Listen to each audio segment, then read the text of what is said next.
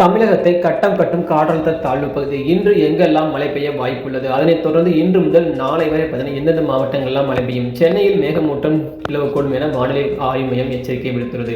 அதனைத் தொடர்ந்து தெற்கு அந்தமான் கடல் மற்றும் தென்கிழக்கு வங்கக்கடல் பகுதியில் நிலவிய வளிமண்டல மேலடுக்கு சுழற்சி காரணமாக பூமத்திய ரேகையை ஒட்டி கிழக்கு இந்திய பெருங்கடல் பகுதி மற்றும் அதனை ஒட்டிய தென்கிழக்கு வங்கக்கடல் பகுதியில் ஒரு காற்றழுத்த தாழ்வு பகுதி உருவாகி உள்ளது. இது மேற்கு வடமேற்கு திசையில் நகர்ந்து நாளை தெற்கு வங்கக்கடல் மத்தியில் ஒரு காற்றழுத்த தாழ்வு மண்டலமாக வலுப்பெறும். இது மேலும் அதற்கடுத்த இரு தினங்களில் வடமேற்கு திசையில் தமிழகம் மற்றும் இலங்கை கடற்கரை நோக்கி நகரக்கூடும். இதன் காரணமாக கடலோர் 24ஆம் தேதி கடலோர தமிழகத்தில் ஒரு சில இடங்களிலும் உள் தமிழகத்தில் ஒரு சில இடங்களில் புதுவை மற்றும் காரைக்கால் பகுதிகளிலும் லேசான முதல் மிதமான மழை பெய்யக்கூடும். ஆனால் 25ஆம் தேதி கடலோர தமிழகத்தில் அநேக இடங்களிலும் உள் தமிழகத்தில் ஒரு சில இடங்களிலும் புதுவை மற்றும் காரைக்கால் பகுதிகளில் இடி மின்னலுடன் லேசான முதல் மிதமான மழை பெய்யக்கூடும். குறிப்பாக மயிலாடுதுறை, நாகப்பட்டினம், தஞ்சாவூர், திருவாரூர் மாவட்டங்கள் மற்றும் காரைக்கால் பகுதியில் ஓரிரு இடங்களில் கன முதல் மிக கனமழையும், கடலூர், அரியலூர், சிவகங்கை, புதுக்கோட்டை, ராமநாதபுரம், தூத்துக்குடி, திருநெல்வேலி மற்றும் கன்னியாகுமரி மாவட்டங்களில் கன முதல் மிக கனமழை பெய்யக்கூடும். அதனைத் தொடர்ந்து